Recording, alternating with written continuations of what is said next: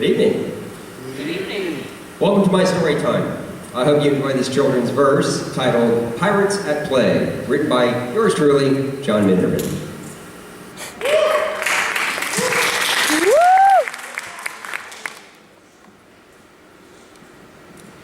Pirates at Play. There were two young brothers, each the other's best friend, who, one early evening, were still busy playing pretend.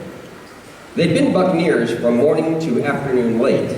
Max was the captain and Casey first mate. No squawking parrot, a stuffed monkey would do. Patch, a one-eyed teddy bear, made up the rest of the crew. Their ship was really a transformed twin-sized bed. Forward were the quarters made of prop pillows at the head. There was no mast, no rigging, or even wood. These two lads did the best they could.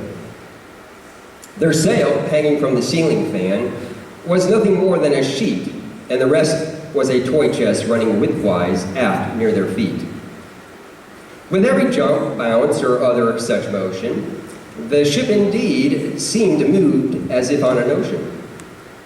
It helped that the carpet was a dark sea blue, and plastic stars adhered to the ceiling gave a proper mariner's view. Now this tale really begins when voices are heard from outside the room, and the actions of our mischievous boys spells certain pirate doom.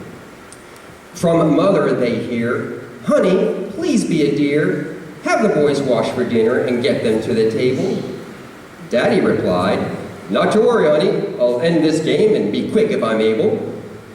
In a commanding voice, booming, he shouts, "You boys, drop your toys and get out of that bed.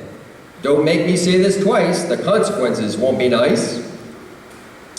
A giggling, defiant reply in unison came instead.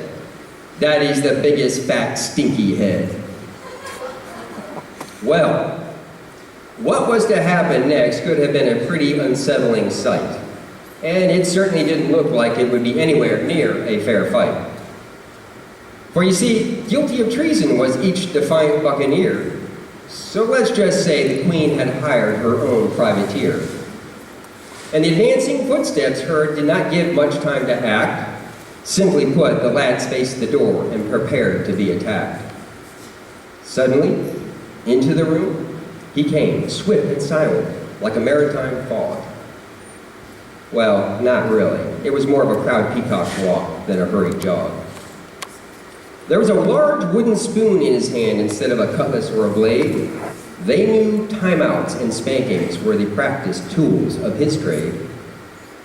He was the knave they called father, of which there was no equal match. And there was no safe harbor or place to hide behind, a battened down hatch. And though the odds were 1 against 2, the boys from experience knew father's size and strength were the traits he'd use to subdue and seal their fates. In defiance, both shouted, "Arr!" and let loose a volley of cannon fire at his broadside. Father only smiled, holding back a laugh. "No damage done, I must confide. You really can't repel an advancing scurvy lover with balls, the first full of air and the second made of soft rubber." Fortunately, at that moment, the cuteness of the boy's pirate portrayal touched his heart, instantly transforming the stern father into a daddy willing to play along with his part. He strode forward, intent on boarding and beginning the fray, where his superior swordsmanship could come into play. And soon enough, with one leap and a bounce, our armed boarder stood before the shipmates, ready to pounce. Both boys stood, each holding a plastic sword outstretched in front of his face. Casey held Patch like a shield, no doubt how he lost the eye in the first place. Max also swung his monkey overhead round and round by the tail.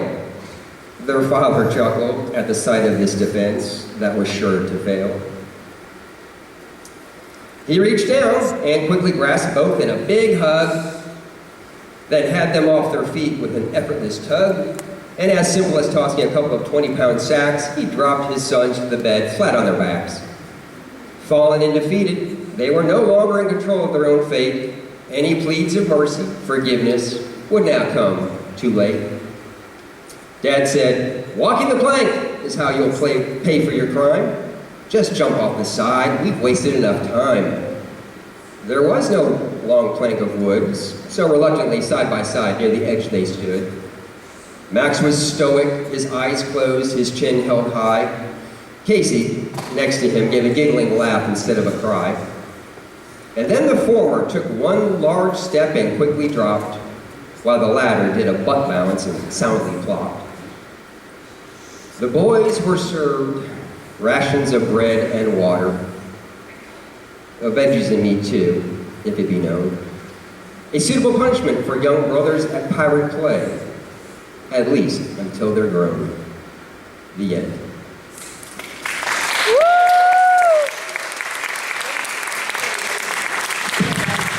Beautiful. Please give it up for Mr. Minderman. Thank you.